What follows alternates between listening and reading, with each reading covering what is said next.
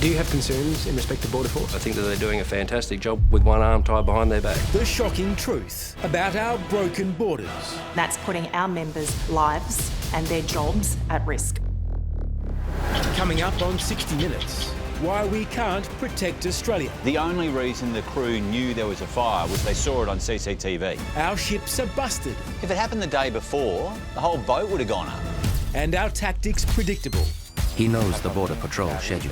Is it any wonder the people smugglers are back in business? And doing so without any care for the Australian Border Force? None at all.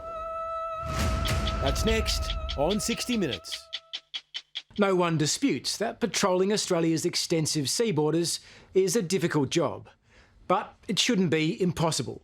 Up off the northwest coasts of WA and the Northern Territory, the task of stopping people trying to enter Australia illegally is primarily the responsibility of Border Force. Tonight, though, in this joint investigation with the Sydney Morning Herald and The Age, you'll see how broken our borders have become, because this organisation is failing. Their equipment is substandard, at times even dangerous, and that means they simply can't do their work. It's little wonder the people smugglers have again been plying their evil trade.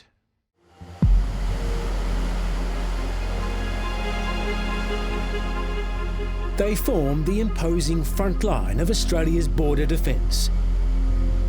8 Cape-class patrol boats at the very tip of the spear. They should be the pride of the Australian Border Force. But, as you'll see, at times they've become a liability.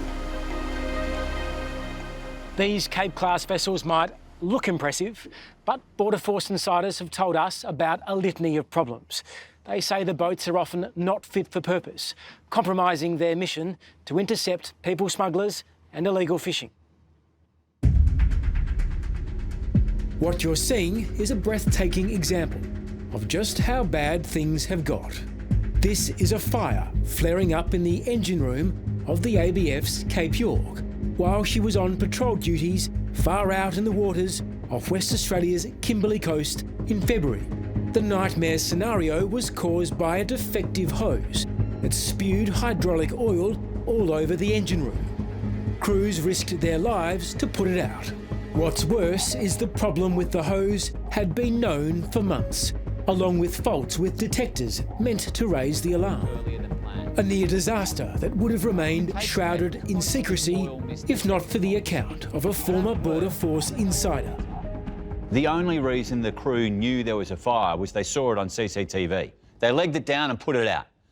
If it happened the day before, when some of the crew was out, the whole boat would have gone up. Despite leaving the agency, the insider is banned by law from speaking out. But these are his words, and what he's told us has been backed up by 4 other Border Force sources. If the fire had happened during a night op, it could have been disastrous. ABF personnel would have been doing a range of tasks. It could have led to an abandoned ship or cost lives. The York could have had a total engine room fire. They would have lost the entire ship. They would lose a $75 million vessel, all from a known fault. This video will give you a glimpse of some vision inside a Cape class. We showed the video of the fire on the Cape York to Melissa Donnelly. And this is the engine room, and that's a fire that's erupted. The National Secretary of the Community and Public Service Union, which represents the ranks of the ABF. Your delegates, your unions talking to people who serve on these boats, what do you make of the vision?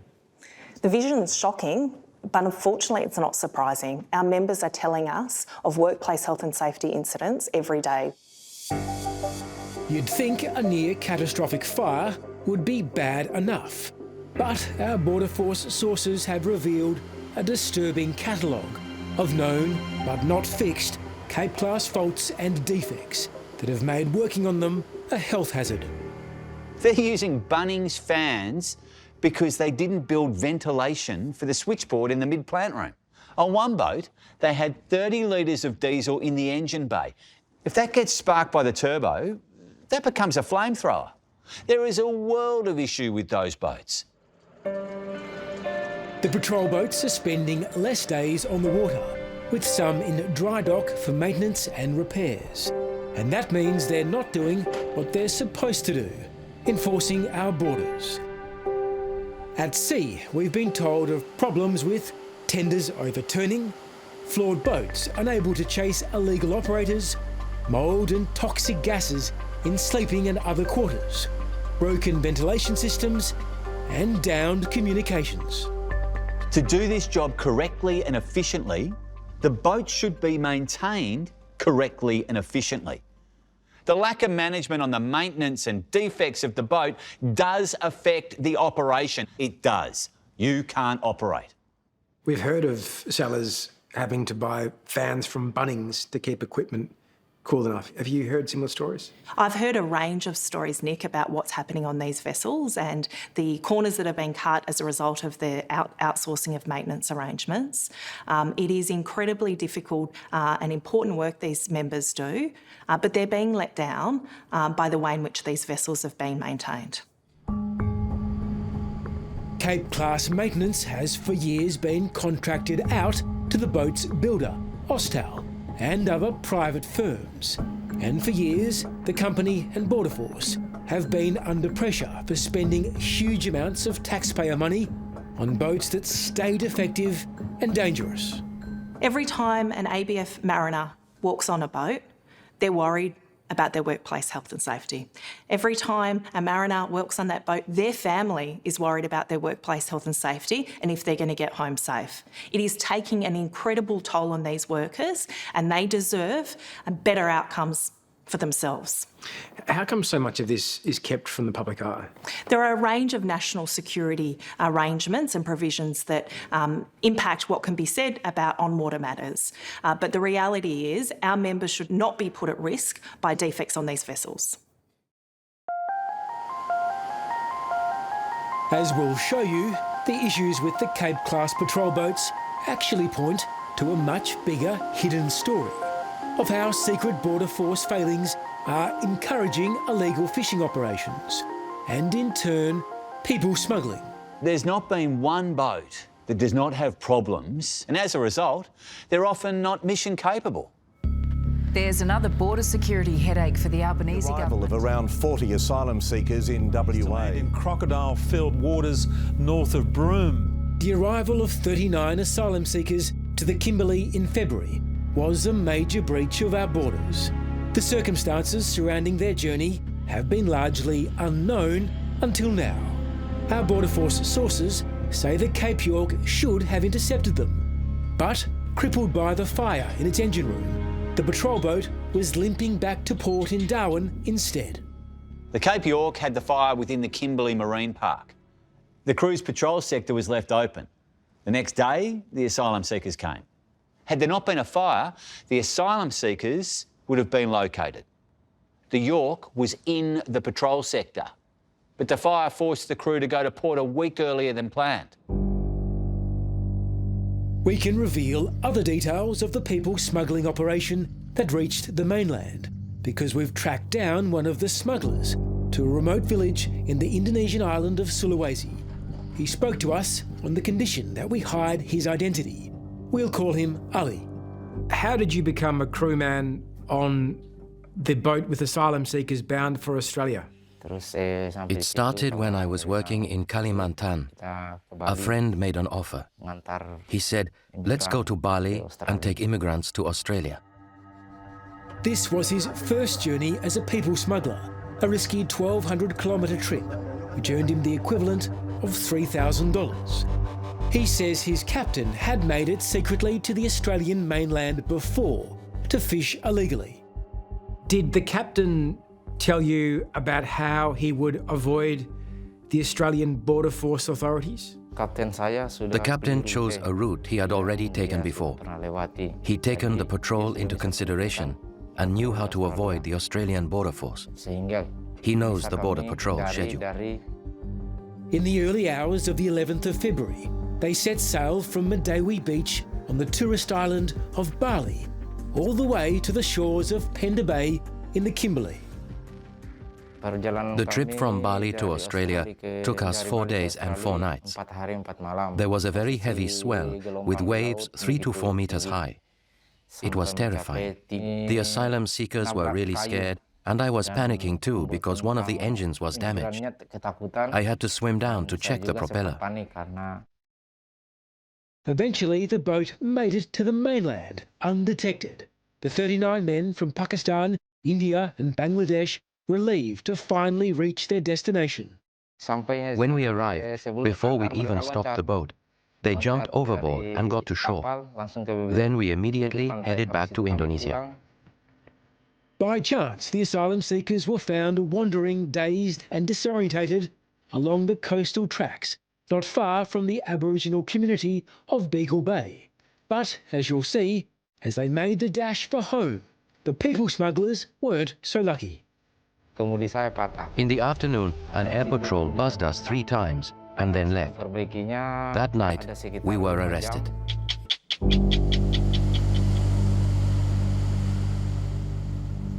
Three Indonesian people smuggling boats have made it to Australian territory in the last 6 months, and 3 more have almost made it.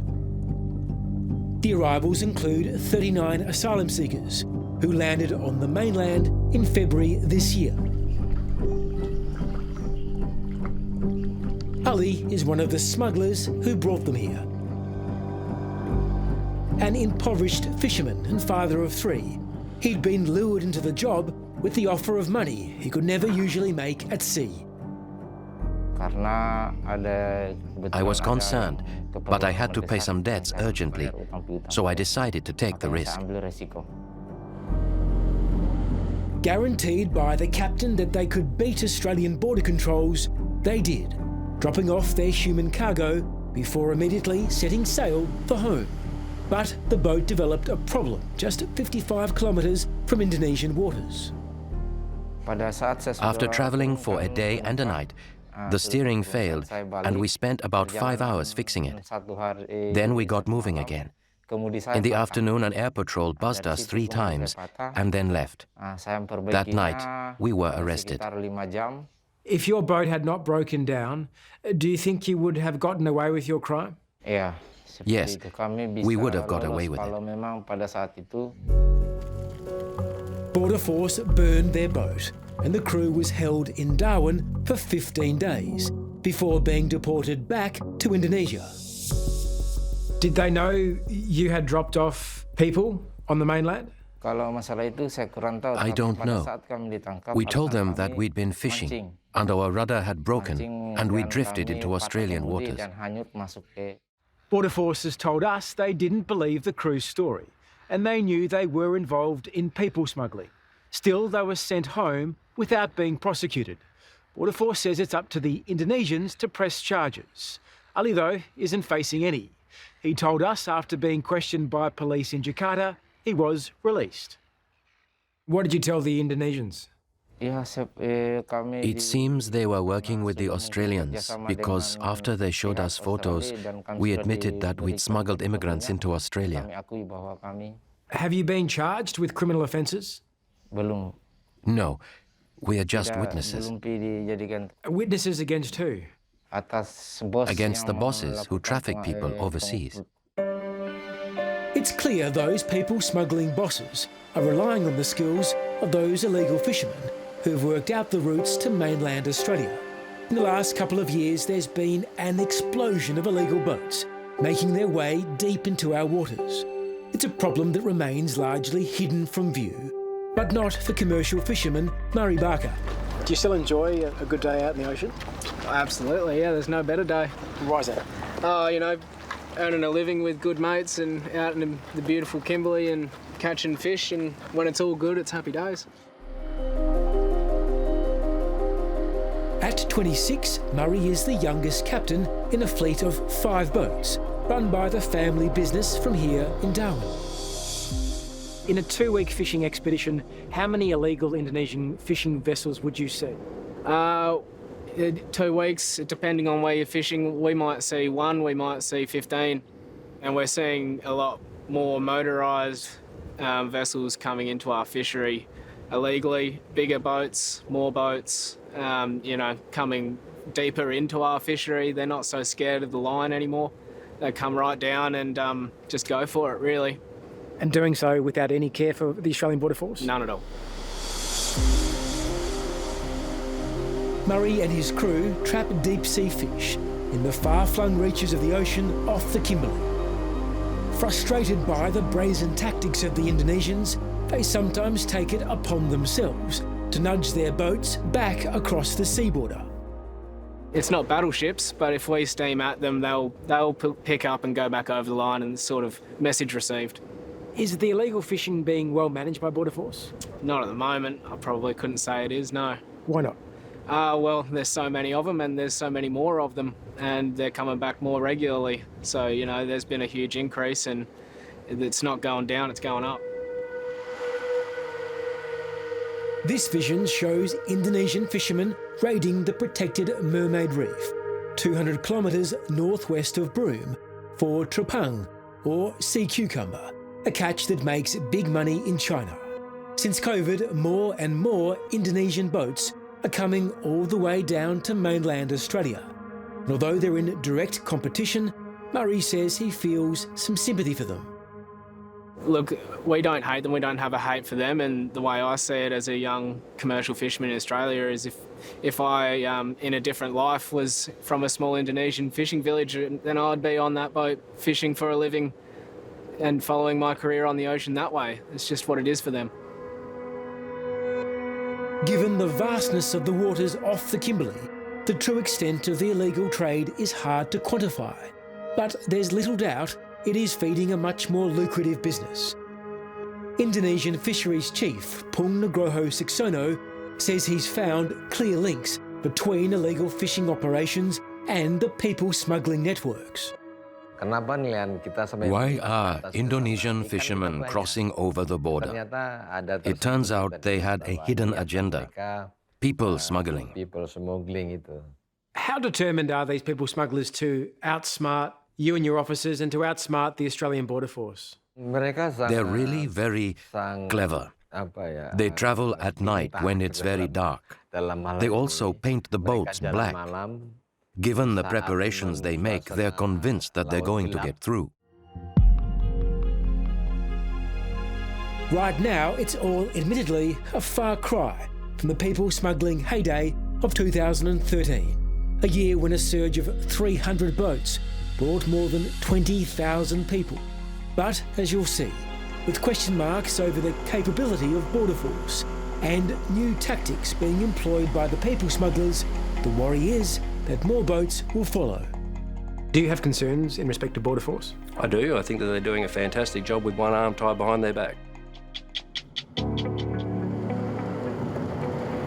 In the vastness of the Kimberley, it's easy to feel lost. Stretching for more than 400,000 square kilometres, it's an almighty landscape, flanked by some of our most pristine waters. How vulnerable is this coastline to illegal fishermen, unannounced arrivals, people smugglers? Extremely vulnerable. It's well over 3,500 kilometres of coast that needs to be patrolled, needs to be hopefully defended against people trying to get through, and that's a massive task.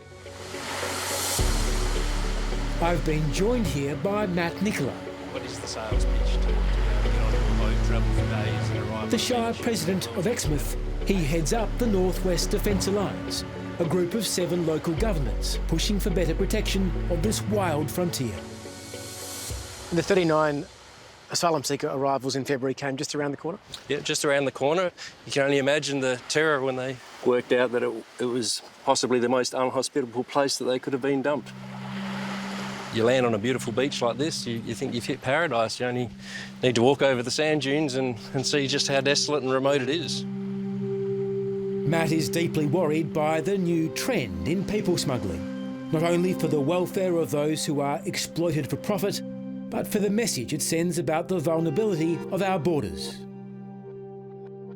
Do you have concerns in respect to Border Force? I do. I think that they're doing a fantastic job with one arm tied behind their back. Where do you see the gaps in the Border Force sovereign borders approach? And I think that we've found ourselves now extremely under-resourced and behind the eight ball, and not giving Border Force the correct tools, the correct investment to be able to do the job properly.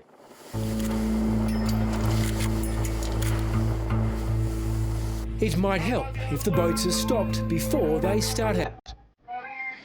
And Indonesian Marine and Fisheries Director-General Pung Nugroho Seksono is keen to show just how committed he is to doing just that. This is not a problem for Indonesia or a problem for Australia. It's our problem. It's a problem to be solved together. So much so, he invited cameras to an operation to intercept 6 Chinese nationals and 6 Indonesians as they set off for Australia last month. How sophisticated is the operation, the people smuggling operation? The networks are quite big, but the Indonesian authorities are onto it. Given the recent arrests, the people smugglers will be thinking twice, knowing that we are taking tough action, working shoulder to shoulder with our Australian counterparts. The fisheries chief says the tactics of the smugglers are becoming more sophisticated. They're not only using fishing boats, which are camouflaged to help avoid detection, they're adding extra engines, enabling the vessels to go faster and further into Australian territory. From our investigations, we've discovered that each person is charged about $8,000, whereas the boat they use to get across only costs about $6,000. So if they bring 10 people across, they've made a profit even if the boat is destroyed. While the federal government and Border Force insist it's business as usual for Operation Sovereign Borders, Pung Saksono has revealed that Indonesia's renewed focus on people smuggling follows pressure from the Australian Embassy in Jakarta. We didn't know at the time, but after the ambassador visited the ministry, our minister gave the order to crack down on this problem. That's when we sprang into action. As we've seen in the past, this issue has the potential to be political dynamite. The shortcomings of Border Force patrol boats only compounding the issue for the government. Senator, what's at the root cause of these Border Force patrol boat problems? Border Force has been neglected, particularly under this government, and as a result we've seen crashing aerial surveillance and maritime patrol days. Shadow Home Affairs Minister Senator James Patterson claims the facts speak for themselves. Are those claims backed up by the patrol numbers? It's very clear. It's down 20% on this government's watch in terms of aerial surveillance and 14% in terms of on-water patrol days. And it's no wonder that boats are getting through. Senator, how do the numbers compare in respect of boat arrivals to when you were in government? Well, there's been a significant increase in the number of boat arrivals in the last 2 years, at least 14 since the election. But the most significant thing that's happened, which was virtually unheard of previously, is boats have made it through all the way to the Australian mainland and Australian territories, 3 that we know of in the last 3 months alone. The danger when they reach the mainland is it gives people smugglers a message and a product to sell. It gives desperate asylum seekers the hope that you might be able to stay here if you can reach the Australian mainland, and that's a very dangerous thing. The government responds that these people who reach the mainland are nevertheless sent offshore almost immediately. So surely that's a deterrent in and of itself. Well, that's a good thing, and that is exactly what should be happening, but that's not the message that people smugglers are going to be conveying to desperate people in way stations like Indonesia and elsewhere. They're going to be telling them, we can get you all the way to the Australian mainland without being detected, we can drop you off and we can return again without being detected, and that is something that might persuade people to get on boats again. Senator Patterson was shocked to learn of the outbreak of the fire in the engine room of the Border Force's Cape York patrol boat. He says it's symptomatic of a border defence system that needs urgent attention. This is an incredibly serious and worrying safety issue for our Border Force professionals, putting their lives in danger on operations, but also it opens up the Australian northwest coast to vulnerabilities it shouldn't be. If our boats are on fire, they're not stopping illegal asylum seekers getting here either. Can we at least acknowledge it's a bipartisan failure that these Cape-class vessels, the problems we've uncovered, have occurred over many years and governments of both persuasion? Well, again, I'm not aware of anything on this level of seriousness happening on the previous government's watch. If we had engine bays on fire, as this government has, if that contributed to people, smugglers breaking through and reaching the Australian mainland, then maybe that would be a fair comment. But it's not what happened on our watch, it's happened on their watch. Responding to our story, Border Force has conceded there was a fire, but denies there's a correlation with the arrival of the 39 asylum seekers. But there's no doubt problems with substandard Border Force patrol boats are sapping morale among those who crew them. Defects, crewing problems, the attrition rate for maritime operations. People are leaving in droves. That comes back to working conditions. Retention is at an all-time low. It comes back to people in Canberra who don't give a stuff. Bound by strict secrecy provisions, our Border Force sources have taken a risk in speaking up. But they've come forward for one reason, because they want to improve Australia's border security and push back against the illegal fishermen and perhaps people smugglers planning to visit our shores. The next few months brings nice weather patterns. Indonesians are great seagoing people. They navigate by the stars. There will be a surge. Hello, I'm Nick McKenzie. Thanks for watching 60 Minutes Australia. Subscribe to our channel now for brand new stories and exclusive clips every week. And don't miss out on our extra minutes segments and full episodes of 60 Minutes on 9now.com.au and the 9Now app.